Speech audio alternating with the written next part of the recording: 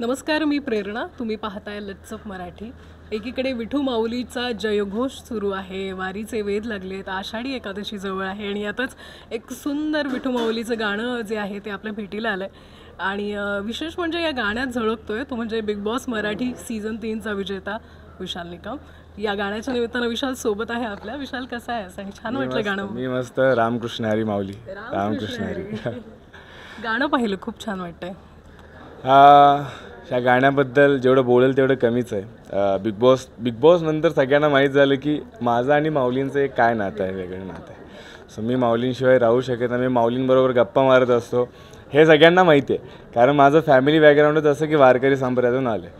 So मला असं वाटतं की माऊलींनी हे घडवून आणलं. त्यावेळी साईनाथ सरांचा मला फोन आला सप्तसूर म्युझिक थ्रू की असं आपण गाणं करतो आहे. मी पहिल्यांदा विचारलं कोणतं गाणं आहे, तर विठ्ठला पंढरीच्या पांडुरंगा. आणि गाणं मी ऐकलं. सो मी त्यावेळी ठरवलं की मला गाणं करायचं आहे. कारण ऐकल्यानंतरच ते गाणं इथं भिडलं. तर ऐकल्यानंतरही मी ज्यावेळी हे गाणं ऐकतो त्यावेळी मनाला लागतं ते गाणं. कारण ती व्यथा, त्या सगळ्या गोष्टी मी समजू शकतो की एका वारकरी संप्रदायातून कोणी एखाद्या वारकऱ्याची काय हालत असते, त्याच्या फॅमिलीचं काय व्यथा असते.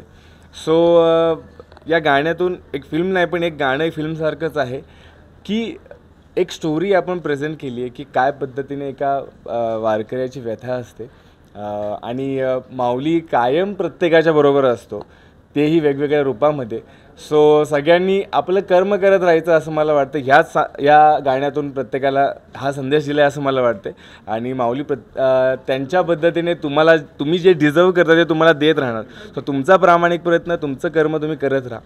सो हे गाणं खरंच खूप भारी आहे. आमची संपूर्ण टीम, आमचे डायरेक्टर नवनाथ निकम, ते निकमच आहेत, नंतर रेखा, सुहास आणि संपूर्ण टीम. आणि आमचं जे गाणं गायलं आहे प्रवीण कोर यांनी, त्यांचा आवाज आणि या सगळ्या गोष्टी खरंच खूप भारी आहेत. मी सगळ्या प्रेक्षक माझ्याकडे हीच विनंती करेन की सप्तसूर म्युझिक यूट्यूब चॅनलवरती आपले गाणं येतं आहे आज. आणि सगळ्यांनी प्लीज त्या चॅनलला व्हिजिट करा. पंढरीच्या पांडुरंगा हे गाणं पहा, लाईक करा, शेअर करा, सगळ्यांना शेअर करा. कारण या गाण्यातून तुम्हाला एक संदेश मिळेल, एक पॉझिटिव्हिटी मिळेल. हार नाही मानायची, कधीच हार नाही मानायची, पुढे चालत राहायचं. कारण माऊली कायम आपल्या पाठीशी असणार आहे. पण विशाल, तुला आम्ही या गाण्यात बघतोय, त्या पेहरावात तुला याआधी आम्ही पाहिलेलं नाही. तो पेहराव असेल किंवा त्या गाण्यामध्ये तू कसा भक्तीत तल्लीन होऊन गेलेला आहेस, तर तो अनुभव कसा राहिला आणि ते चित्रीकरण असेल किंवा ते कुठे माऊलींच्या मातीमध्ये पंढरपूरमध्येच आम्ही हे शूट केलं. आणि या गाण्याबद्दल हे सांगेन की हे गाणं मी जगलो आहे. असं नाही की शूट करायचं म्हणून शूट केले आणि मी शूटिंगसाठी थांबलो आहे. हे गाणं पूर्ण जगलो आहे. इवन म्हणजे आता मी गावी होतो, माझ्या आईने सांगितलं की चाललं आहे शूटला पंढरपूरला. तिला माहीत नाही गाणं काय शूट होतं. माने म्हणजे माझ्या मम्मीने की जाऊन चंद्रभागेमध्ये आंघोळ वगैरे कर, ते पुण्याचं असं. मी म्हटलं कशाला का टाईम भेटणार आहे, शूटिंग आहे ते. आमच्या गाण्यातलाच एक पार्ट होता की मला चंद्रभागेमध्ये स्नान करायचं होतं. सो ह्या गोष्टी घडवून आणलेत. आणि मी तो असा नशीबवान माणूस आहे की तो हे गाणं करतो आहे. तिथं नाशिकचे वारकरी जे तुम्ही बघताय तल्लीन झालो, ते रिअल गोष्टी आहेत की ते लोक तिकडे आले होते आणि आम्ही ॲज अ शूटमध्ये त्या गोष्टी यूज केल्या की त्यांच्याबरोबर मी एन्जॉय केले सगळ्या गोष्टी. आणि ह्याच्या आधी मी गावी असताना हरिपाठ म्हणा, हे म्हणा, गावातली दिंडी म्हणा, ह्या सगळ्या गोष्टी मी केलेल्या आहेच. पण खूप वर्षानंतर माझ्या हातून ह्या सगळ्या गोष्टी घडून आल्या. आणि thanks to Saptasur music, thanks to Sainath sir, thank you sir की तुमच्यामुळे ही गोष्ट माझ्याकडून घडून आली. सो ते सगळं मी एन्जॉय केलं खूप. आणि मी एक ठरवलं होतं याच्यामध्ये, पूर्ण याच्यामध्ये वारकरी बऱ्यापैकी इथे की चप्पल नाहीत घालत. सो मी म्हटलं बघूया ना काय होतं आहे. सो मी त्या सीनच्या दरम्यान किंवा नाचाच्या याच्यामध्ये मी त्यांनी चप्पल नाही घातली तर मी काय घालू. सो मी ते एक हे केलं की काय होते. सो काही भान नसतंय खरं तर कुठे आपल्याला खडा टोचतं, काय होतं. ज्यावेळी माऊलींचं नाव कानावर पडतं ना त्यावेळी काही सुचत नाही, हे खरं आहे. सो माऊलींवरती विश्वास ठेवा, सगळं छान होणार.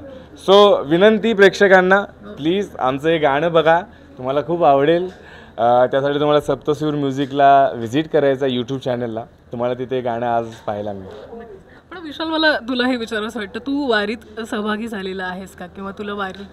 हां, मी अजून असा पूर्ण म्हणजे माझ्या गावापासून पंढरपूरपर्यंत किंवा आळंदीपर्यंत अशी वारी कधी नाही केली. गावातल्या गावात वारी म्हणा, जे असतं गावामध्ये हरिपाठ वगैरे किंवा पारायण असतं गावामध्ये, त्या ह्याच्यात मी सहभागी झालो आहे. पण इन फ्युचर मला नक्कीच आवडेल, आणि मी आवडेल म्हणजे मी जाईनच. हा माझा हे आहे की पायी जे चालत जातात लोक त्यांच्याबरोबर जे काही दिवस असेल ते मी बिग बॉस हे कार्यक्रमातून घराघरात पोहोचला, आता मालिकेतूनही पोहोचतोय, ते तुझं कॅरेक्टरही आवडतंय. आणखीन काय काय म्हणजे कुठे कुठे पाहता येईल? चालेल. मी ॲज अन ऍक्टर म्हणून स्वतःला व्हर्सटाईल प्रेझेंट करण्याचा प्रयत्न करतोय. माझ्या प्रेक्षक मायबापांपर्यंत एक प्रामाणिक माझा प्रयत्न हाच राहतोय प्रत्येक कॅरेक्टर थ्रू की ते एंटरटेन होत राहतील, त्यांच्यापर्यंत माझ्या फिलिंग्स पोचल्या जातील, त्या कॅरेक्टरच्या फिलिंग पोचल्या जातील. सो तुम्ही पाहताय त्यामुळे की एका ठिकाणी निगेटिव्ह भूमिका चालू आहे, एका ठिकाणी माऊलींचं जो मी आहे ते आहे, अजून बऱ्याच गोष्टी येत आहेत, त्यात हळूहळू तुम्हाला समजतीलच. काही फिल्म्स आहेत, काही गाणी आहेत, अजून येत राहतात आणि आम्हाला बघायला आवडेल आगविका विविध रूपात. Yes, thank you so much. गाण्यासाठी शुभेच्छा आणि आगामी वाटचालीसाठी शुभेच्छा. Thank you so much. Thank you so much. Thank you.